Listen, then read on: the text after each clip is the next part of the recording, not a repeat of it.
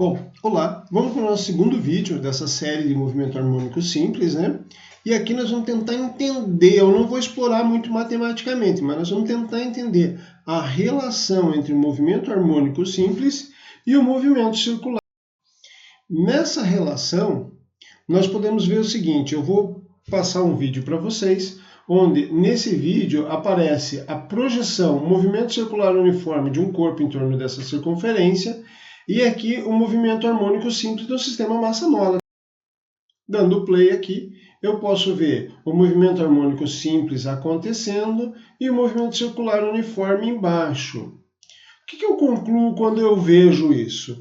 Eu percebo que, em primeiro lugar, o movimento harmônico simples ele é uma projeção do movimento circular uniforme sobre o eixo horizontal x, onde a amplitude do MHS é igual ao raio desse movimento circular uniforme. Então, eu tenho como relacionar os dois. E essa relação é feita através de uma análise trigonométrica, que nós vamos fazer agora, não tão em detalhe, e vai ficar para que vocês estudem esse movimento mais detalhadamente em casa.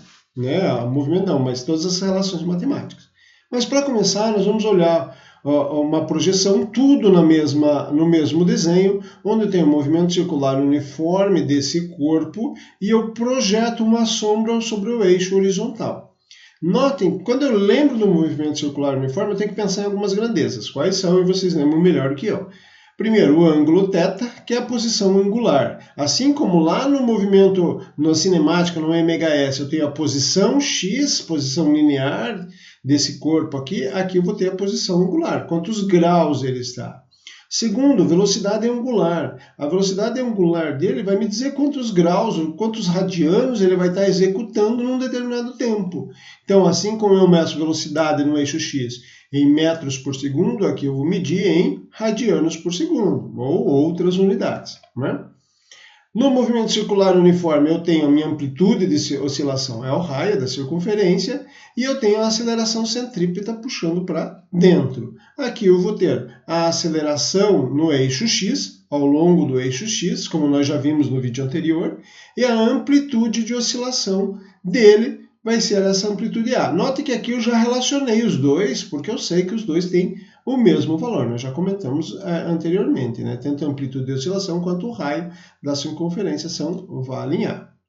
Então aqui eu vou olhar detalhadamente aquele desenho e separar só as grandezas que me interessam no momento. Quais são as grandezas que me interessam?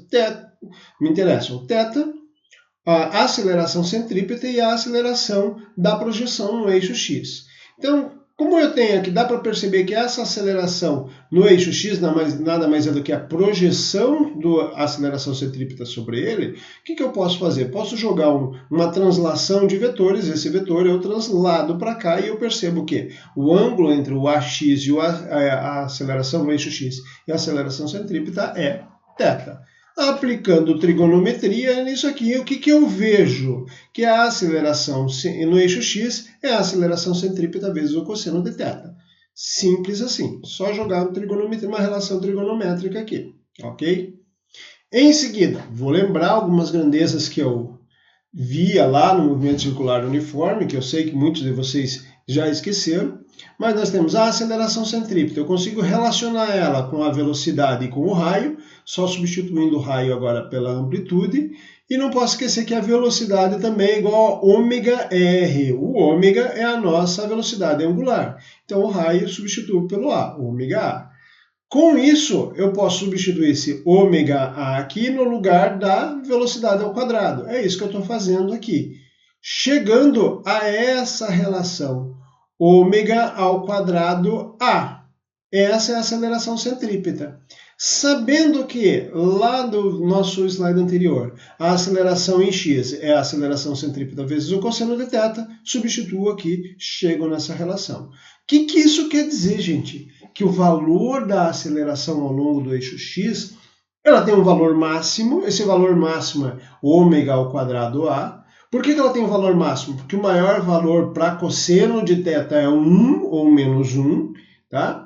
E ela oscila, então a oscilação também muda com o tempo, com o ângulo θ. Dependendo do ângulo que ela está, ela tem um valor diferente para a aceleração.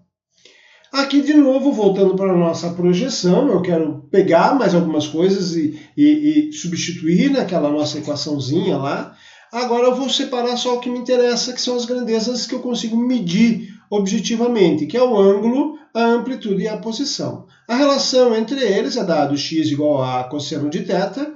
Só lembrando que a cosseno de θ nós tínhamos dentro da aceleração ao longo do eixo x. Então fica ômega ômega ao quadrado, a cosseno de θ.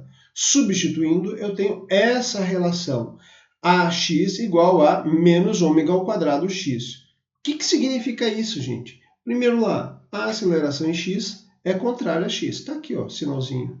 Porque aqui eu tinha um módulo, né? Mas a gente já tinha visto. Eu vou incluir esse sinal aqui.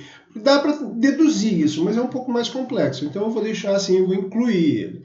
Segunda, que é a coisa mais importante. A constante é proporcional.